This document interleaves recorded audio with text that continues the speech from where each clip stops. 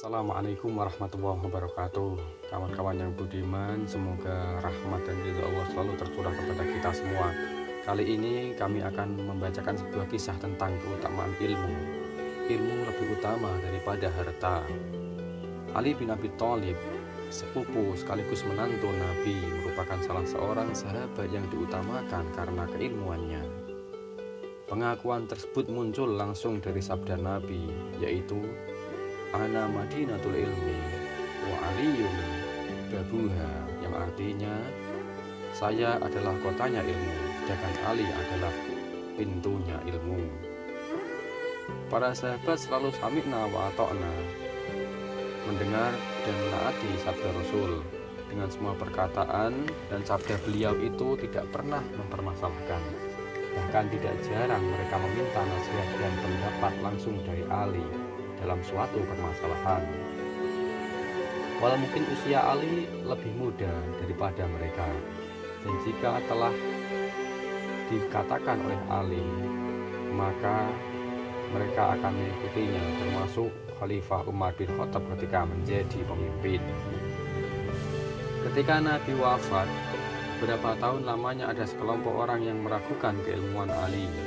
Sebagian riwayat menyebutkan mereka itu adalah kaum Khawarij, suatu kelompok yang mendukung Ali bin Abi Thalib ketika terjadi pertentangan dengan Muawiyah.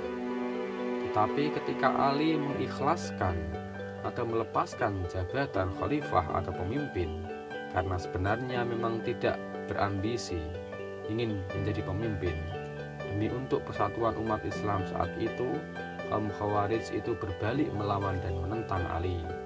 Kaum Khawarij ini banyak menyimpang sehingga sebagian besar ulama menganggap sebagai kelompok yang sesat. Mereka bermusyawarah dan memutuskan akan mengirim 10 orang dengan masalah atau pertanyaan yang sama. Jika Ali memberikan jawaban yang sama walau dengan pertanyaan yang sama itu, maka sebenarnya Ali tidaklah pantas menyandang sebagai gelar pintunya ilmu. Orang pertama kemudian datang menghadap Ali dan berkata, "Wahai Imam Ali, aku mempunyai pertanyaan terhadapmu. Manakah yang lebih utama antara ilmu dan harta?"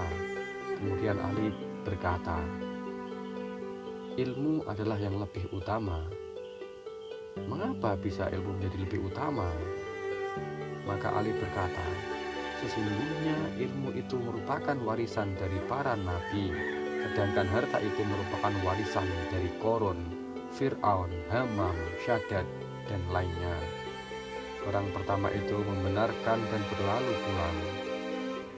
Tentu saja jawaban Ali tersebut bersifat umum, karena ada juga orang yang memberikan kelimpahan harta dan bisa memanfaatkan dengan baik untuk kemanfaat hidup mereka dan keluarga mereka serta masyarakat.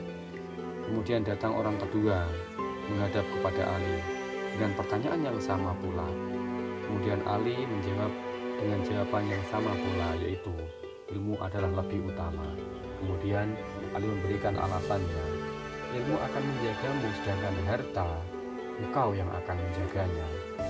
Orang itu membenarkan Ali dan berlalu pulang, menyampaikan jawaban Ali kepada mereka yang menyuruhnya, yaitu kaum Khawarij. Ketika orang ketiga datang dengan pertanyaan yang sama, Ali pun memberikan jawaban yang sama pula. Maksudnya membenarkan bahwa ilmu adalah yang utama. Kemudian ia menyampaikan alasannya, yaitu alasan yang ketiga, pemilik ilmu banyak sekali sahabatnya dan murid-muridnya, sedangkan pemilik harta akan banyak sekali musuhnya dan orang-orang yang bermanis muka hanya untuk memperoleh pemberiannya, walau mungkin di dalam hati mereka membencinya. Orang itu membenarkan Ali dan kemudian berlalu pulang dan menyampaikan jawaban Ali kepada mereka yang menyuruhnya, yaitu kaum Khawarij. Kemudian datanglah utusan dari Khawarij yang keempat dengan pertanyaan yang sama pula, manakah yang lebih utama antara ilmu dan harta? Kemudian Ali memberikan jawaban yang sama pula, yaitu harta adalah lebih, yaitu maksudnya ilmu adalah lebih utama daripada harta. Kemudian Ali menyampaikan alasannya, ilmu akan bertambah jika engkau gunakan, sedangkan harta akan berkurang jika engkau menggunakannya. Orang itu membenarkan Ali dan berlalu pulang, menyampaikan jawaban kepada kaum Khawarij. Ketika orang kelima datang dengan pertanyaan yang sama, Ali memberikan jawaban yang sama, yaitu ilmu adalah lebih utama. Kemudian ia menyampaikan alasannya, pemilik ilmu akan selalu dihormati dan dimuliakan karena keilmuannya, tetapi pemilik harta akan ada saja yang memanggilnya sebagai si pelit karena ia tidak memperoleh bagian manfaat dari harta tersebut. Orang itu membenarkan Ali dan berlalu pulang. Ketika orang keenam datang dengan pertanyaan yang sama, Ali memberikan jawaban yang sama, yaitu ilmu lebih utama, tapi memberikan alasan yang berbeda. Kemudian Ali berkata, pemilik harta harus selalu hati-hati dan menjaga agar tidak diambil oleh pencuri, sedangkan pemilik ilmu tidak perlu menjaganya. Orang itu membenarkan Ali dan berlalu pulang.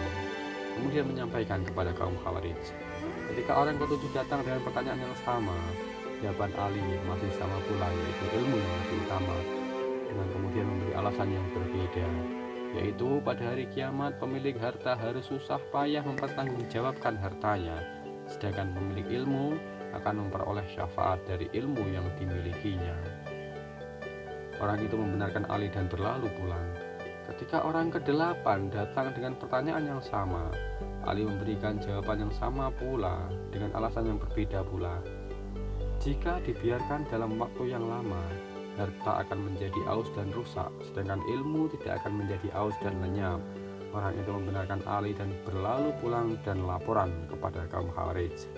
Ketika orang ke-9 datang dengan pertanyaan yang sama, Ali memberikan jawaban yang sama pula, yaitu ilmu adalah lebih utama daripada harta.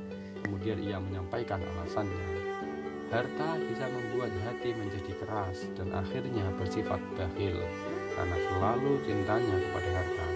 Sedangkan ilmu akan selalu menjadi penerang dan penyejuk hati. Orang itu membenarkan Ali dan berlalu pulang, menyampaikan jawaban Ali kepada mereka yang menyuruhnya. Dan akhirnya orang ke-10 datang dengan pertanyaan yang sama. Ali pun memberikan jawaban yang sama pula. Kemudian ia menyampaikan alasannya. Pemilik ilmu akan diberi gelar sebagai ilmuwan, sedangkan pemilik harta akan dipanggil sebagai tuan besar. Tampaknya Ali mengetahui dengan ilham dari Allah atau dari analisa pemikirannya niat dari orang-orang yang datang dengan pertanyaan yang sama tersebut. Dan kepada yang terakhir datang itu Ali berkata, andaikan kalian mengirim lebih banyak lagi orang dengan pertanyaan yang sama, pastilah aku akan memberikan alasan yang berbeda selagi aku masih hidup. Memang keutamaan ilmu atas harta tidak ada hanya 10 saja, tetapi lebih banyak dari itu. Maka Ali bisa berkata demikian. Misalnya pertanyaan akhirat yang hisab atas ilmu yang hanya satu, yaitu apa yang bagaimana ilmu itu diamalkan. Dengan atas harta ada 2. Pertama, dari mana dan bagaimana peroleh harta tersebut. Mana bagaimana harta tersebut diamalkan. Misalnya lagi, ketika seseorang meninggal, ilmu akan menemani pemiliknya hingga masuk kubur, akan bisa menjadi teman penolongnya menghadapi malaikat. Tetapi harta hanya akan mengantarnya hingga ke pintu pemakaman atau sampai di ulum dengan tanah. Setelah ia akan menjadi pemilik ahli warisnya. Dan masih banyak lagi yang bisa dikupas dari beberapa hadis Nabi. Setelah kembali dan menyampaikan pesan tersebut, mereka kaum Khawarij berkhidmat kembali kepada Ali dan memperbaiki keislaman dengan bimbingan beliau. Demikian adalah beberapa keutamaan ilmu daripada harta. Untuk itu, marilah kita berlomba-lomba untuk senantiasa mencari ilmu, karena ingat sabda Nabi, mencari ilmu itu tidak ada batasnya, yaitu sampai ke liang lahat, dari mulai dalam kandungan sampai ke liang kubur. Terima kasih, semoga yang singkat ini dapat bermanfaat bagi kita semua. Bagi kawan-kawan yang belum sempat membaca, setelah saya bacakan, semoga ketika ada kekurangan itu datanya dari saya sendiri, kalau ada kelebihan datanya dari Allah Subhanahu wa Ta'ala. Assalamualaikum warahmatullahi wabarakatuh.